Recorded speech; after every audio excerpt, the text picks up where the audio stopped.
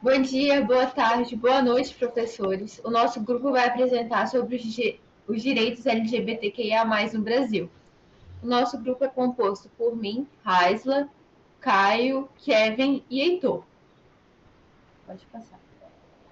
Bem, antes da gente falar dos direitos em si, a gente tem que falar das lutas que ocorreram para a comunidade LGBTQIA+, conseguir esses direitos. A gente pode dar um exemplo dos direitos humanos que eles servem para garantir que toda e qualquer pessoa humana tenha suas escolhas e sua vida respeitada. E também que todos tenham um tratamento igualitário e digno. Mas isso não se aplica e não se aplicava às pessoas LGBTQIA+, no Brasil. A gente pode usar como exemplo a ditadura militar, que visava reprimir todas as minorias. E o grupo LGBT+, era uma dessas minorias. As pessoas LGBTs eram perseguidas, mortas, eram assediadas e eram até mesmo estupradas. Eram presas também. E essa violência não se dava só de forma física, se dava por meio de comunicação. Ou seja, na televisão estavam falando coisas homofóbicas no rádio. Isso influenciava várias pessoas que nem tinham esse pensamento violento, perturbador contra pessoas LGBT a terem essa visão, uma visão ruim. Até mesmo endemonizavam essas pessoas. E nisso nasceu o primeiro movimento de resistência LGBT, que foi o grupo Somos, grupo de afirmação homossexual. E ele ajudou a inspirar mais pessoas para que surgissem mais grupos de resistência. Mas não parou por aí. Até os anos 2000, as pessoas LGBTQIA+, não tinham tantos direitos contra a homofobia e violências desse tipo. Só por volta de 2011 que começaram a surgir direitos civis dedicados a pessoas LGBT+, como o casamento, direito à união estável e a criminalização da homofobia. Eu trouxe uma foto aqui do grupo Somos, fazendo um protesto, uma passeata, em 1980. E aqui trouxe mais para comparar, nos dias atuais, uma passeata LGBT que ocorreu em São Paulo em 2023. Meu nome é Caio Mille e eu vou falar sobre a luta LGBT, QIAP+, e sua evolução. E é isso, vou começar. Durante todo o período colonial, a homossexualidade foi considerada um crime, né? Foi criminalizada e as pessoas que fossem pegas sofriam violência e eram presas, né? Ficavam em cadeia. Mas em 1830 ela foi descriminalizada. E mesmo após ela ser descriminalizada, ela continuou sendo considerada uma doença pelo Instituto Nacional de Assistência Médica. Então, isso era muito ruim para a discriminação, né? As pessoas achavam que pessoas LGBT tinham que ser tratadas, seja de forma medicinal ou religiosa, e isso era um grande problema. O reconhecimento dos direitos da comunidade no Brasil estão ligados às reivindicações do propósito do próprio movimento LGBTQIAP+. E um dos principais movimentos, uma das principais vitórias por esse movimento, é a vitória do grupo Gays na Bahia, que eles fizeram um movimento, uma manifestação, exigindo que a homossexualidade não fosse mais tratada como uma doença. E isso em 1980. E apenas em 1985, 5 anos após essa exigência, ela foi atendida e o Instituto Nacional de Assistência Médica retirou isso do catálogo de doenças nacionais. Retirou a homossexualidade do catálogo de doenças nacionais. E falando em questão de dados históricos, 1985 é muito recente, né? Foi ontem, praticamente, que isso deixou de ser considerado uma doença. Em 1988, com a promulgação da Constituição, os direitos LGBTQIAP+, no Brasil foram reconhecidos. por mais que de maneira implícita. Eu digo implícita porque eles não eram escritos de forma explícita nos textos, mas de qualquer forma foram reconhecidos e a comunidade LGBTQIA+, pôde se sentir mais assegurada, levando em consideração de que elas tinham direitos como cidadãos, direitos à vida, a trabalho, à igualdade, à saúde, entre outros direitos.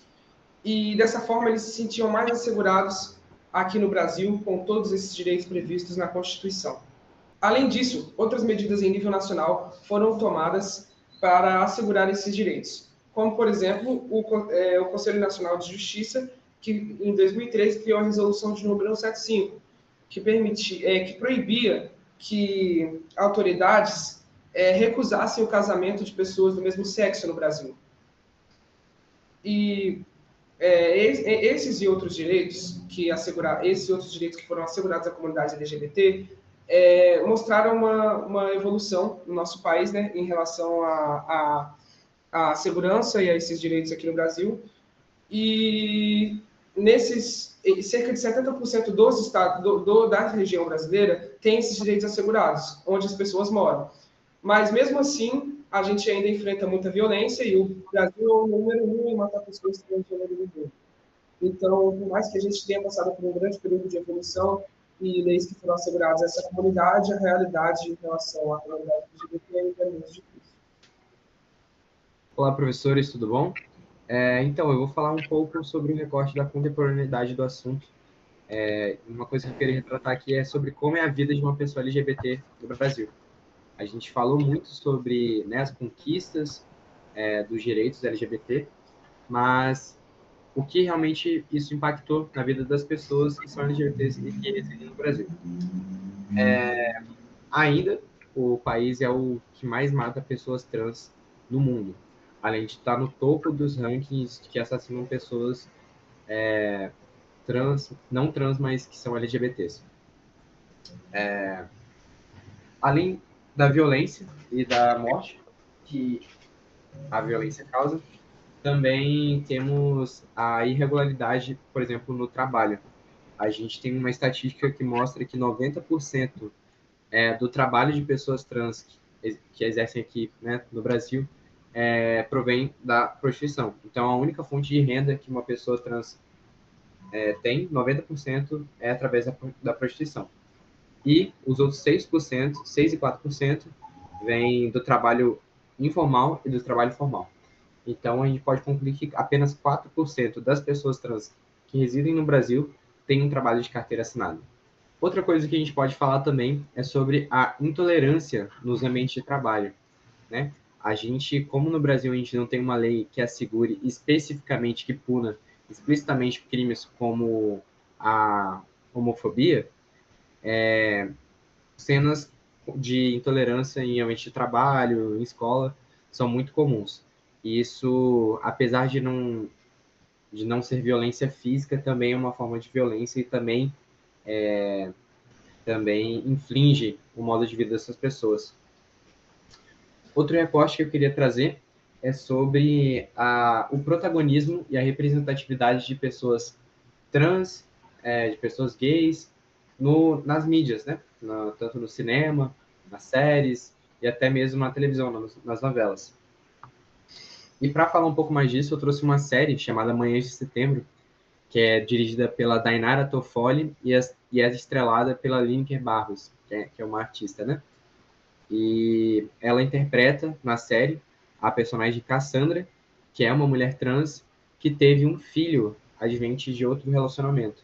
Então é um recorte que a gente pode até pensar que é específico, mas que é muito recorrente, né? Principalmente por conta das condições, né, quase desumanas que uma pessoa trans, tanto no seu processo de descoberta, sofre, né? Então, quanto mais a gente tardeia o processo de uma pessoa trans que acaba se descobrindo, outras coisas podem acontecer na vida dela. No caso da Cassandra, que ela teve um filho ainda quando, né, se identificava ou não como um homem, mas ela teve um filho e acabou, né, descobrindo que tinha esse filho mesmo depois de transicionar. Então, ela acabou sendo uma mãe trans de uma criança, né? E uma coisa que é interessante de se comentar, que se linka com a parte do processo de trabalho informal, é que a Cassandra, na série, ela é uma motogirl. Além de querer ser artista, ela trabalha fazendo entregas. O que só demonstra que a personagem acabou tendo uma certa sorte, porque ela não faz parte do grupo que, infelizmente, só tem a prostituição como única fonte de renda. Então, é importante a gente falar também da representatividade que essa série traz. Além de ser interpretada também por uma mulher trans, a série também foi escrita por uma pessoa trans. Então, é o que eu chamo de uma representatividade verdadeira. Está contando uma história que pode ser, deve ser realidade, né, para muitas pessoas aqui no país, e não traz aquele falso protagonismo que eu quis dizer lá quando eu citei as novelas, quando a gente tem, por exemplo, um personagem gay de uma novela que ele aparece e é importante para a trama unicamente para talvez uma cena de violência ou talvez uma cena de sexo gay. Diferentemente das novelas, essa série ela retrata o mais fielmente possível, né? Tanto por ser escrita por uma pessoa trans e ser estrelada por uma pessoa trans, é uma coisa que dá um peso muito maior para essa trama, né? E uma coisa que eu queria comentar também é sobre como o debate da violência causa um estigma no imaginário social. A gente não consegue avançar no debate, né, sobre a vida das pessoas LGBT, o direito e a vida das pessoas LGBT no país, sendo que o principal problema ainda é assegurar a vida dessas pessoas. Mas fica aí o questionamento sobre como a gente consegue, né, avançar com esse debate. Outra coisa que eu acho importante comentar é que no país a gente não tem ainda, até nos dias de hoje, a gente não tem leis específicas que punem pessoas que cometem os crimes de homofobia, né, os crimes de intolerância. Então, a resolução que há para isso é enquadrar esses crimes no mesmo crime que pune as pessoas que cometeram injúria racial, por exemplo.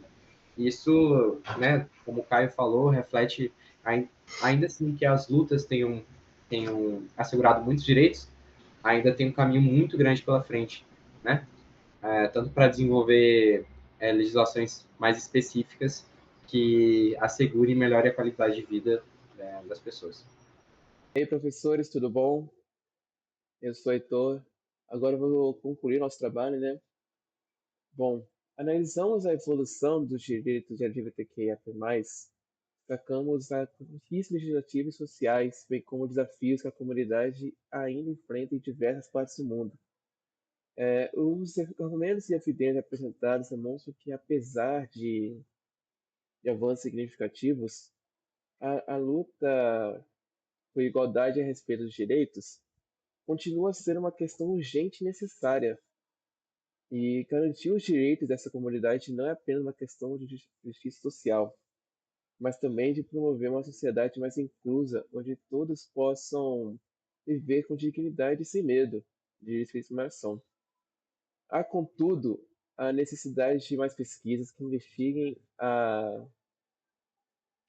experiências vividas dos grupos específicos dentro da comunidade LGBTQIA+, como pessoas trans e não binárias, e explorar a eficácia das políticas públicas, né, em diferentes contextos culturais. Portanto, a luta pelos direitos deve ser contínua e sendo uma prioridade, visando a construção de um mundo onde a diversidade seja planejada, respeitada e celebrada.